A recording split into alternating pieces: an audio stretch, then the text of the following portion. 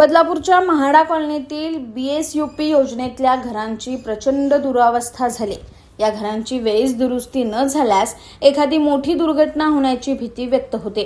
स्थानिक नगरसेविका ज्योती दारविन यांनी पालिकेच्या सर्वसाधारण सभेत या इमारतीच्या दुरावस्थेकडे लक्ष वेधलं। बदलापूर पूर्वेच्या म्हाडा कॉलनीतील 15 वर्षापूर्वी BSUP योजनेअंतर्गत 20 इमारती बांधण्यात आल्या।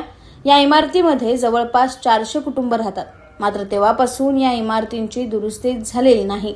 या इमारतीच्या भिंती अतिशय जीर्ण झाल्या असून बऱ्याच इमारतीच्या जिन्यातील संरक्षक जाळ्या कोसळल्या आहेत। सर्वात गंभीर बाब म्हणजे काही घरांमध्ये प्लास्टर पडण्याच्याही घटना घडल्या आहेत। या घराची पावसाळ्यापूर्वी दुरुस्ती न केल्यास इथे एखादी मोठी दुर्घटना घडू शकते अशी भीती नगरसेविका ज्योती दारविन यांनी व्यक्त केली।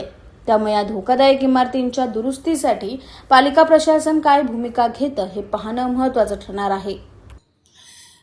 इथे बऱ्याचदा स्लॅब पडल्याचं आम्हाला तक्रार येते आणि ते नगरपालिकेच्या मार्फत आम्ही दुरुस्ती पण करून घेतो। पण लोकांच्या मनात एवढी भीती आहे की रात्री झोपताना पण कधी स्लॅब त्यांच्यावरती कोसळेल। आतापर्यंत तर जीवितहानी झाली नाही आहे, पण 26 फेब्रुवारीला इथे खिडकी पण खाली पडलेली, तर मुलं पण लहान मुलं इथे खेळत असतात, तर कधी काय होऊ शकतं। तर आपण त्याची वाट न पाहता इथे लवकरात लवकर ह्याचं स्ट्रक्चरल ऑडिटचा रिपोर्ट करून घेऊन म्हणजे ह्याची दुरुस्ती वगैरे सुरू व्हायला पाहिजे, जेणेकरून काही अपघात घडणार नाही।